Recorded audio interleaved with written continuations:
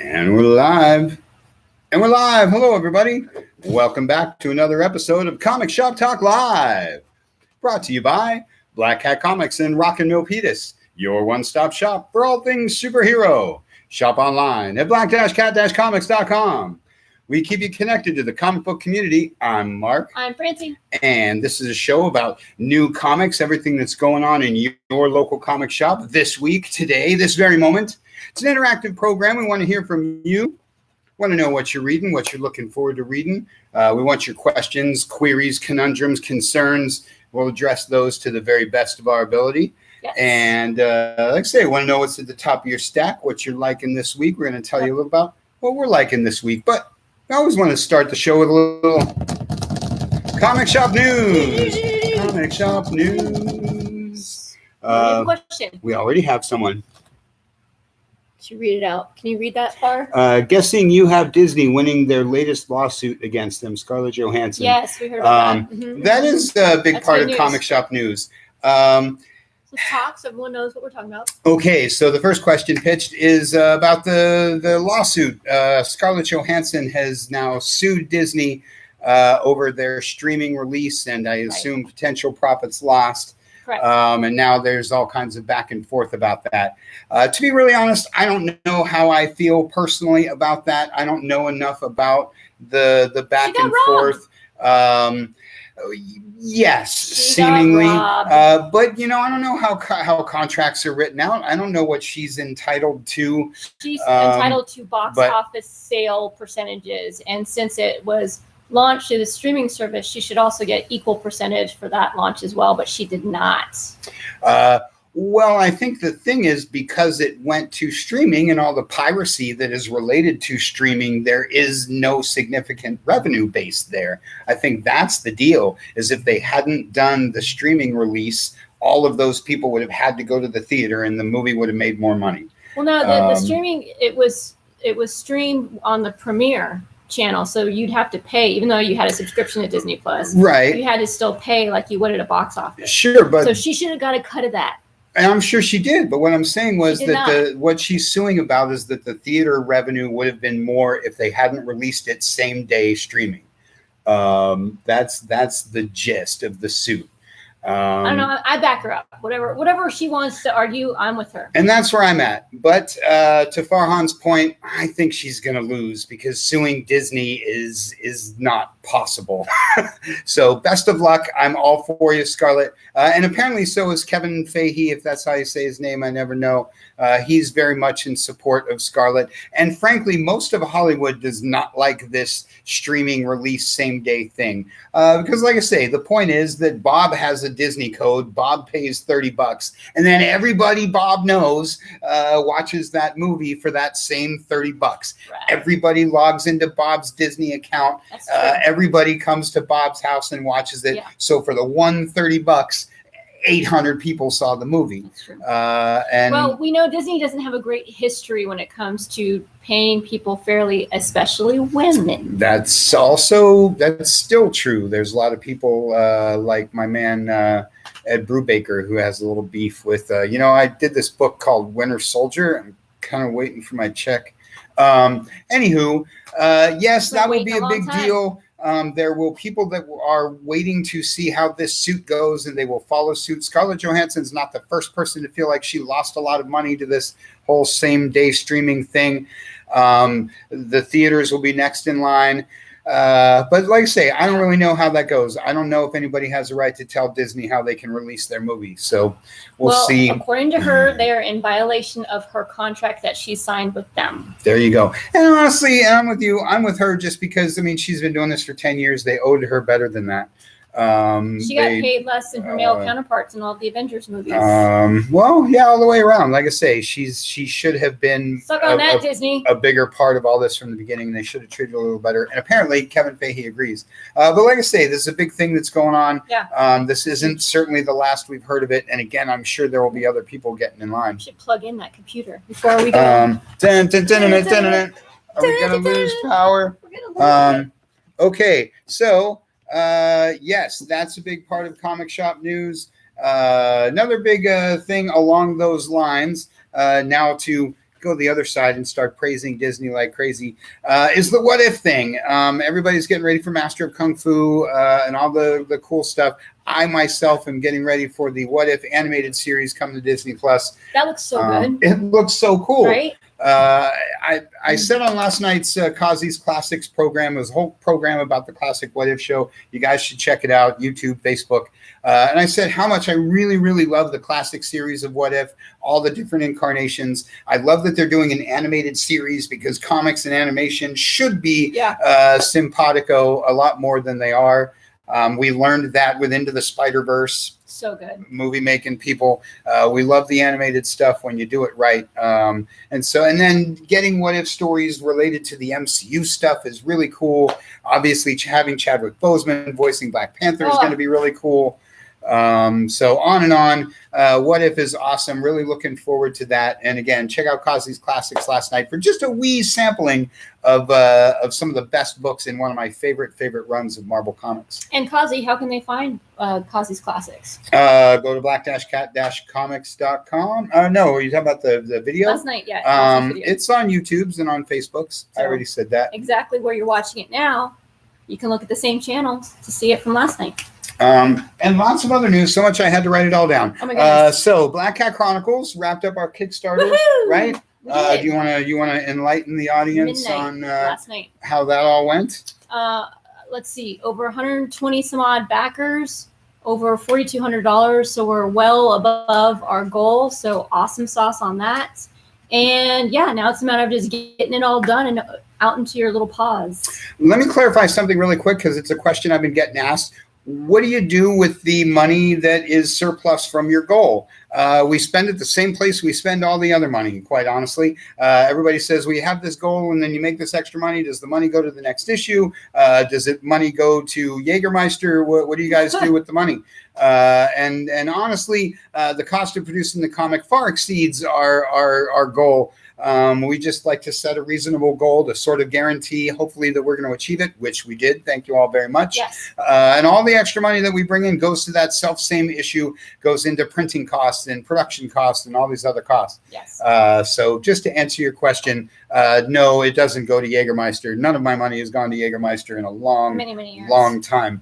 It basically means we don't have to put in as much of our own money to fund it if we exceed our goal. There you go. Just like to clarify that, we're not really pocketing or partying with your money. No. It's just going into further awesomeness of the particular issue. That is correct. So Chronicles is funded and is on its way to you. Thank you all very much. I guess now the Kickstarter's closed. For those of you who might have missed it, you can go to black-cat-publishing.com, pre-order your next issue. Not yet. I'll get that up there in a couple days. Pick up the last issue, all those kind of things. Then Comic Shop News. Tomorrow is our Black Cat Comics 19th anniversary. We're very, very excited to have... after 2020, let's all be honest, we're all kind of glad to see that the clock and the calendar move a little bit. Yes. And 19 years, man, it's been a lot of fun. And we're always excited to celebrate our anniversaries. And look out for those of you who get the emails. I don't want to say too much to the whole wide world, but if you get the emails, if you're on the newsletter, we got some awesomeness coming at you for our 19th anniversary. Because like I say, we like to do things big, do things special, especially in the summertime. So check your emails, check the newsletter, all that kind of stuff for some big announcements and lots of fun we're going to have going on all month long.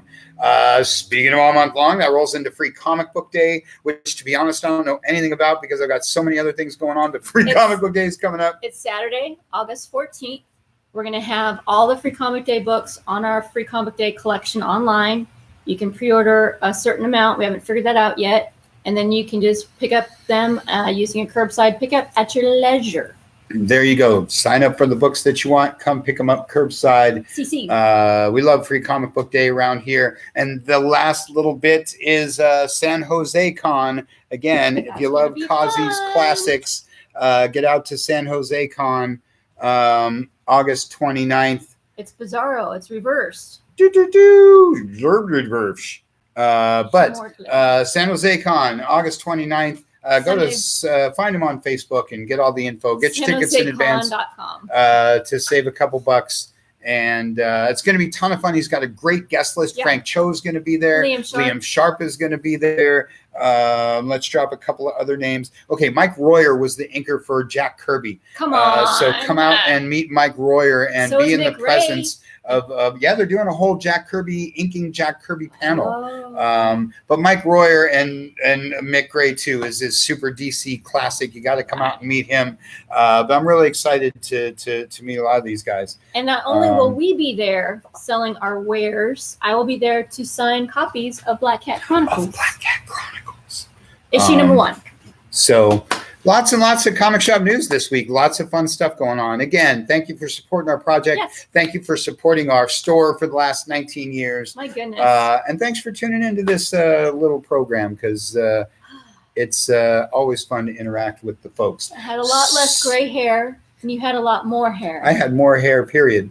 Not much more, probably. But well-earned gray hair. Well-earned. Yes. You too can go bald and gray if you start your own business. So let's see. Any 2021 SDCC at-home panels worth checking out? The Kirby tribute panel is always worth checking out. I didn't see it, to be honest, but any Kirby tribute panel is worth checking out because Mark Evanier is awesome. To be 200% honest, I don't know. I didn't see a whole lot of the scheduling. All of it this year. We're crazy busy between the website and the in-store appointments and all the curbsides and the shows and everything that we've always got going on. We can't even read our own comics. It just got by us this year. Yeah. So we'll have to do that later. But to answer the question, any SDCC panel that says Jack Kirby in the title is going to be something good.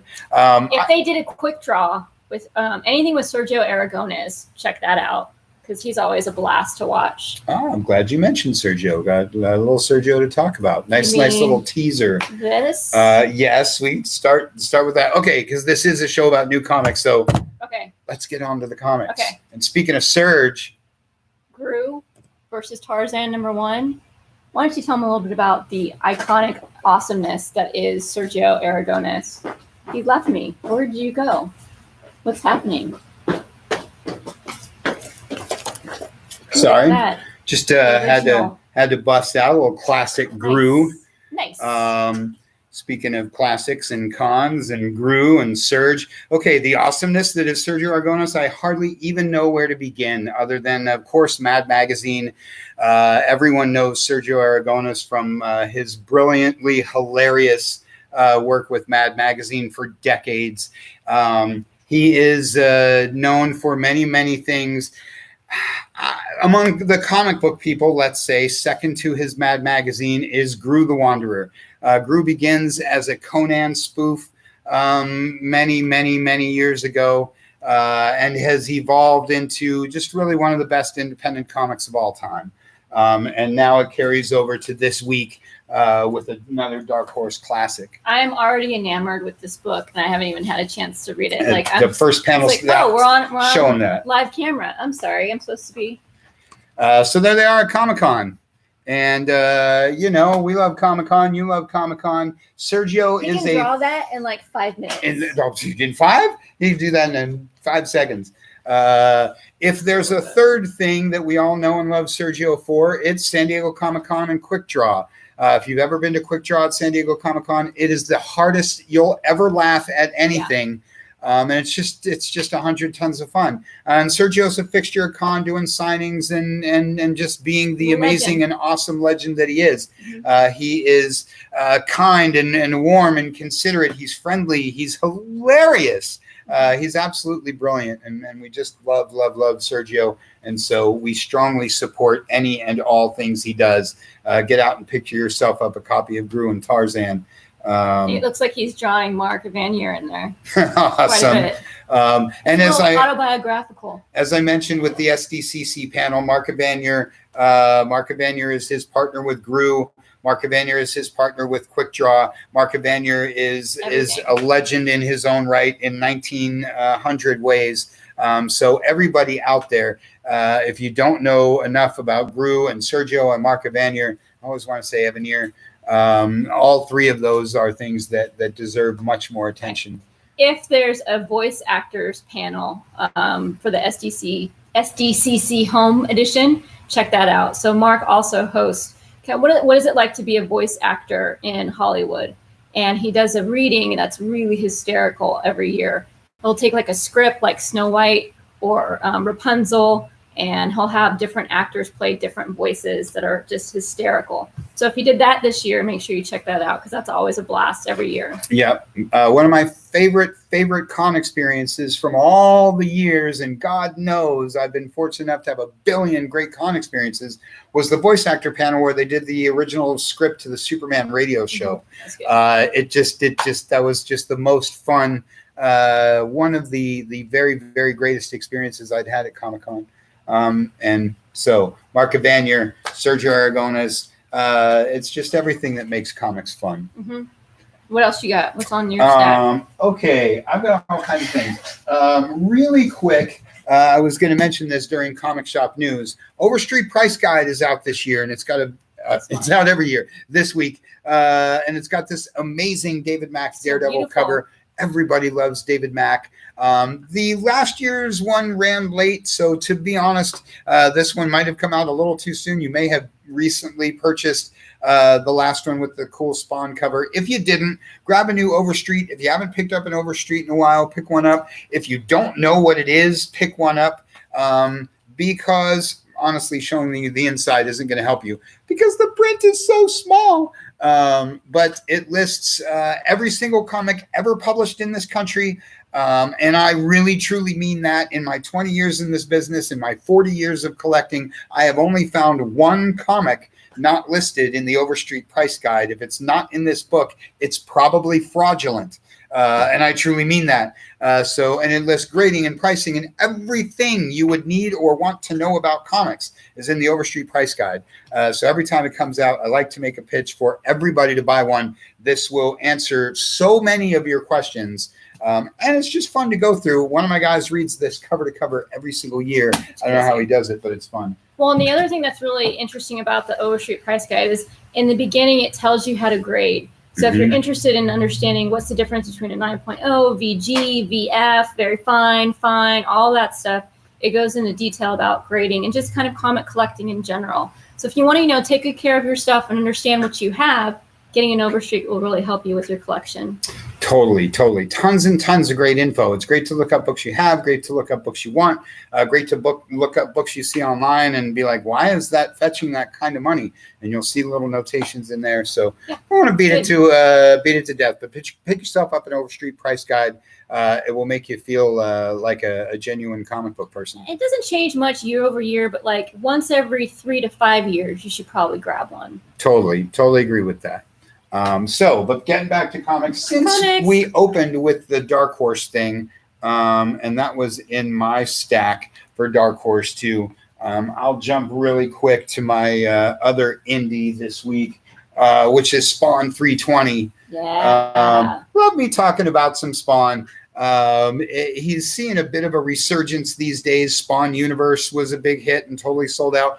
King Spawn is right around the corner. That'll be a big hit and totally sell out. Always has these great covers. Always has some of the that's a cool Sagor page. Always has great art. Always has action-packed adventure stories. And I'll show you that page to show you the longtime fans. The book is incredibly consistent. You've seen these kind of media pages and things in Spawn from issue number 1. Of course, the flowy capes and all that kind of thing. What I'm getting at is it's as much fun as it's ever been. So if you've been away from Spawn, grab the reprint of Spawn Universe, grab the latest issue, get ready for King Spawn. I always caveat a little bit. It's not going to convince you. If you've never been a Spawn fan and you pick up this issue, you may read it cover to cover and see, giant robot gorillas and be like, I don't think this book's for me, or I don't think this book has changed much since 1994. You're right. But if you loved it back then for all those reasons, like I say, great art, action, adventure, cool sci-fi, demonic stuff, it's just as much fun as it ever was. Well, and I am not a religious follower of Spawn, but I pick it up here and there.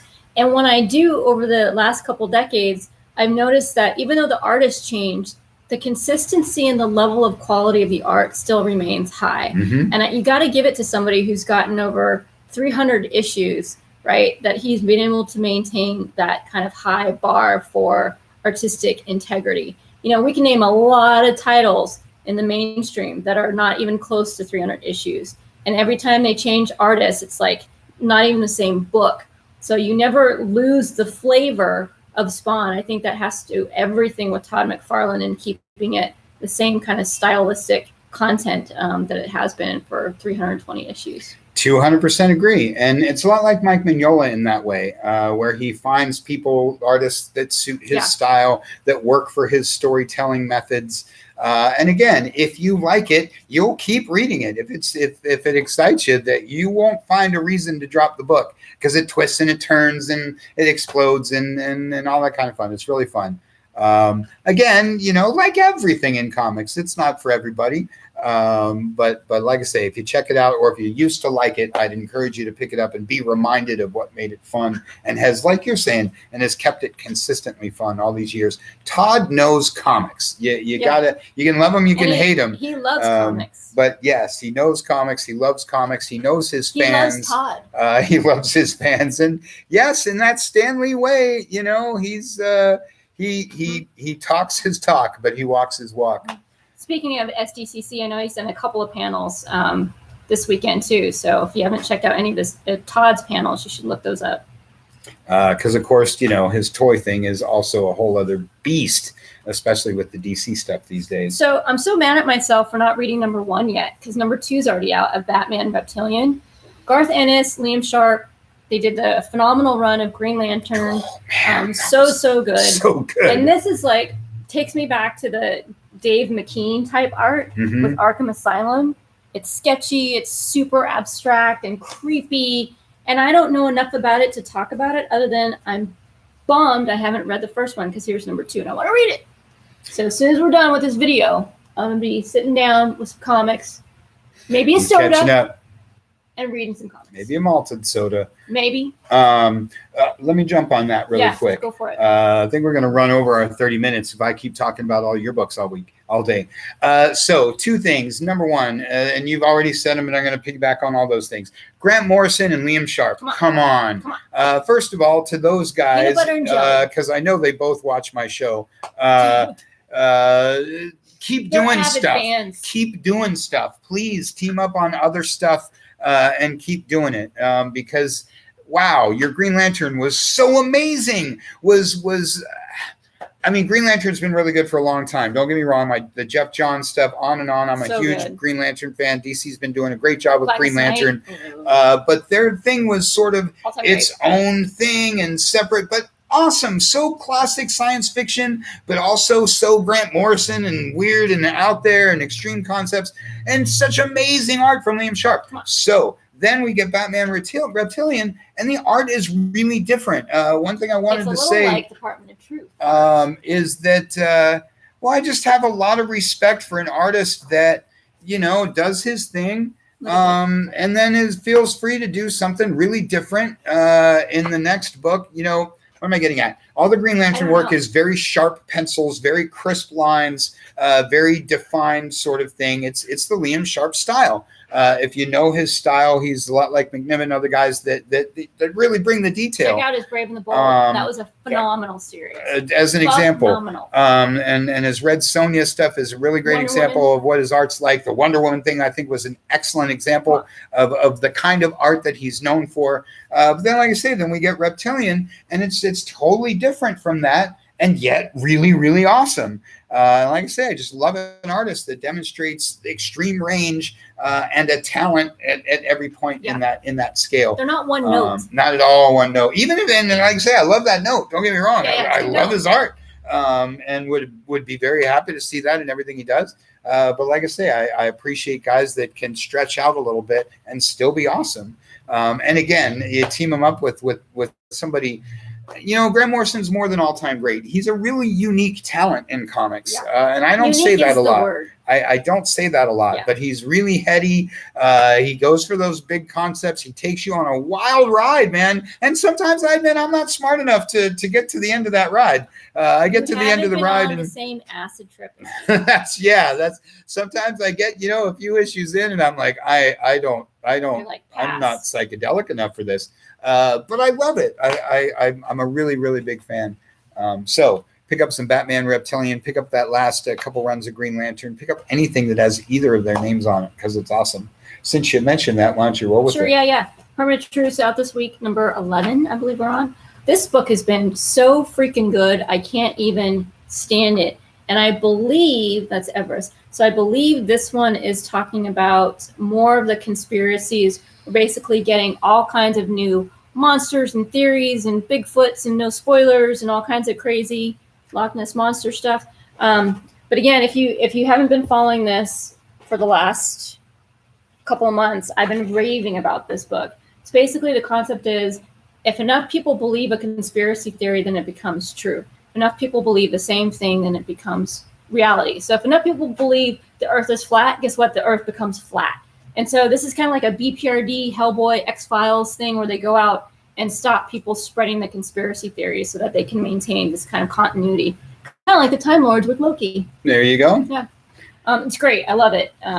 It's been phenomenal. Daniel says he didn't get out of the parking lot. He had to read Department of Truth. He picked up his books today. Had to read that before he left. I'm with you, Daniel. And some books are just like that. You got to read them. Immediately, you have to read them. I'm gonna do a little speed round. I got a lot of books to talk about, but you mentioned favorites and things that you've been hyping for a long time. So I'm going to talk about 3 books I've been hyping for a long time. And since some of you have heard me say this, I won't beat it to death. But Amazing Spider-Man. Mm-hmm. This is your second part of the Sinister War stuff. Third part if you count the Sinister War mini. Amazing is as fun as it's ever been. Super classic. Good guys, bad guys, but and Peter's dumb luck. But also, new twists, new turns, new side characters, new and old in a perfect mix. You should definitely be reading Amazing Spider-Man. All those things apply to Daredevil. Daredevil is as good as it's ever been. I'm going to go ahead and spoil it. That's Elektra as Daredevil, as she's been for a few issues now.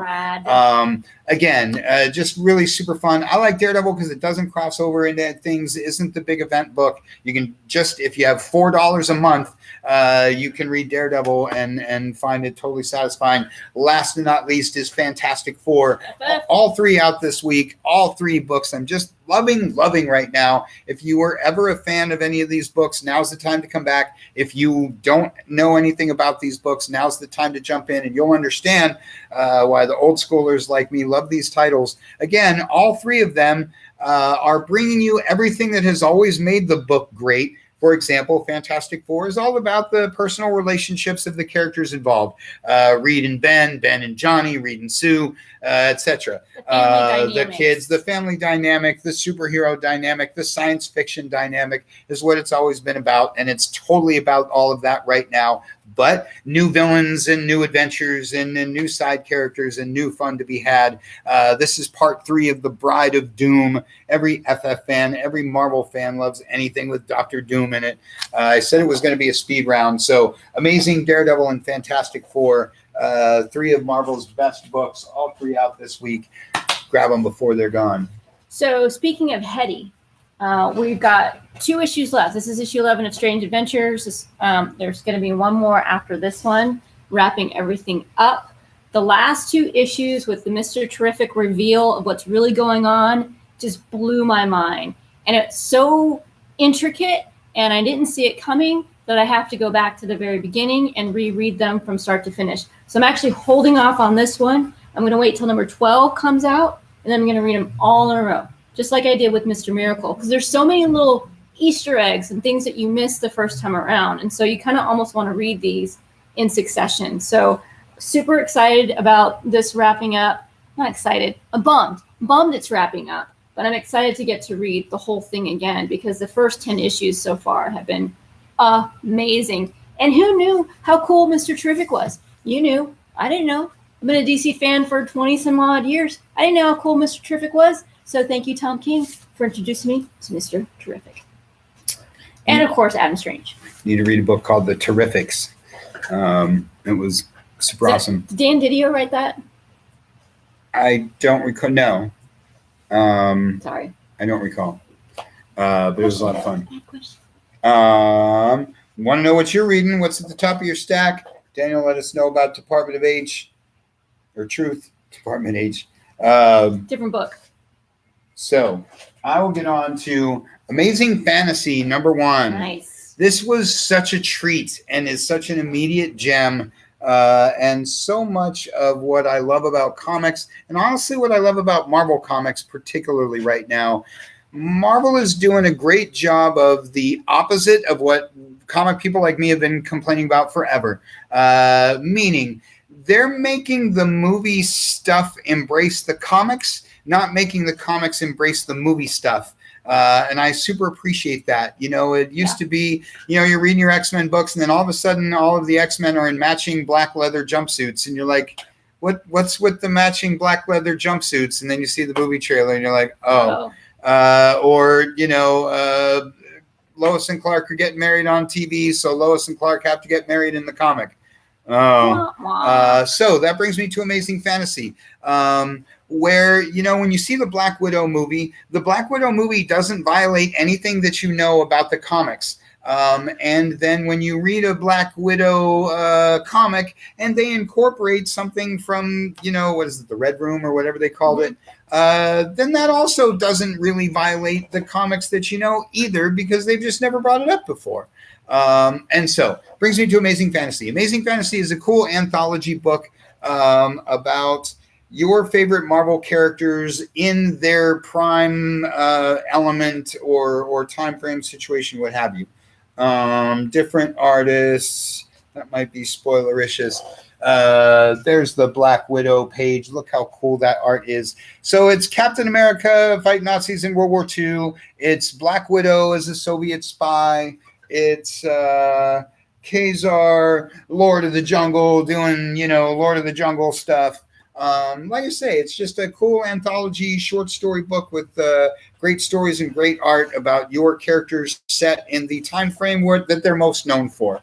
Like I say, it just kind of exploded, and I enjoyed how many people took a chance on it. I enjoyed that the internet got a hold of it and started telling people to buy the book because, well, like I say, it's just fun. It's show some more art. There's different art. Yeah, that page. Like this kind of stuff. Good. Everybody loves anything Spidey. I love books with short stories, especially when they have great art. Obviously, we all love great art, but like I say, a little book of anthology short stories. Again, if you don't know much about, you know, the huge range of, you don't know who Khazar is, pick up some Amazing Fantasy. I mean, look at that cover. Like I said, the interior art is just as cool. It's like Dan Brereton. I think it's a mini. It's only going to run like 5 issues, but I'm looking forward to seeing the other characters that they do in that format. Fun stuff. Good times. There's 2 more. Let's see. Witcher, I'll do both fast. And Nightmare Before Christmas. So Witcher has been really fun. Digging the comic. Super excited. The art's a little bit more fun, you know, dark lines, sketchy than the previous miniseries, so it's different artists, but it's been a good story overall. This is the Witch's Lament, third issue out of 4, and then a brand new Nightmare Before Christmas, Mirror Moon from Tokyo Pop, and manga style, so it's good for all ages. And because I'm a Jack Skellington fan, I have to get everything that's Jack Skellington. Is it backwards? Doesn't seem backwards. The last one was. Does it start on the back? Should I say backwards, or am I supposed to say manga style? I don't know. I'm old, so I say backwards. It starts on the first page. Yeah. You go awesome. left to right, just like normal. Yeah, it's fun times. I love that they do Nightmare Before Christmas comics. Anything. It's a world that totally lends itself to storytelling, and you want to see stories from all the different characters. Not sure what he had in his hand in that one, but good times. Yeah, one of those things where I just want to sit and read. Oh, sorry, we're online. Sorry, we're live. Okay, I guess I can't go last one. I got two more bullet round two. Infinite Frontier. Pick up some Infinite Frontier. It's the big event book this week. But why you need this one is because it says, who is the new Black Lantern? You want to know who the new Black Lantern is because Black Lanterns are awesome. And let me just say really quick without being too spoilerific, yes, we all know that everybody that dies in comics comes back. I always joke, even Uncle Ben comes back in every anniversary issue. But personally, I think the Black Lantern thing is a really, really cool way of bringing back those dead characters because you get that reason because they're going to bring them back anyway, right? So bring them back first as like a cool, evil, dark zombie, and then try and figure out how to, make them human again. Anyway, one of everyone's favorite dead characters becomes the new Black Lantern, and you're going to know what that's all about. And lastly is Wonder Woman Black and Gold. Another anthology. I'm just a big fan of this cool stylistic art stuff. They did Superman red and blue, and everything's red and blue. Here's Wonder Woman Black and Gold, and everything's black and gold. Next week they're doing Deadpool Black, White, and Blood, or whatever they're calling it, like the Wolverine one. Like I say, I think it's cool. Going all the way back to the Dame War Red was a Sin City story a long time ago. And of course, everything Sin City is black and white, but there was elements of red in that one. And where he chooses to put the lipstick and the blood and the whatever, obviously accents the story. And then that's what it's all about. And it's really fun. This issue too, grab the first issue, grab this week's second issue. Lots of fun stuff. That's it. Great week of books. Yeah. Go to black-cat-comics.com, click on shop, click on new this week, take a look at all the goodies that we talked about, and pick up anything and anything you might have missed. And make sure you check your email tomorrow because there's some big announcements coming. Big fun for our 19th anniversary. So happy anniversary. Thanks for supporting us all these years. Thanks for watching. This show is a lot of fun, and we couldn't be here without you. That's right. That's all we got for this week. Thanks for watching. We'll see you next time in a brand new show. Bye, guys.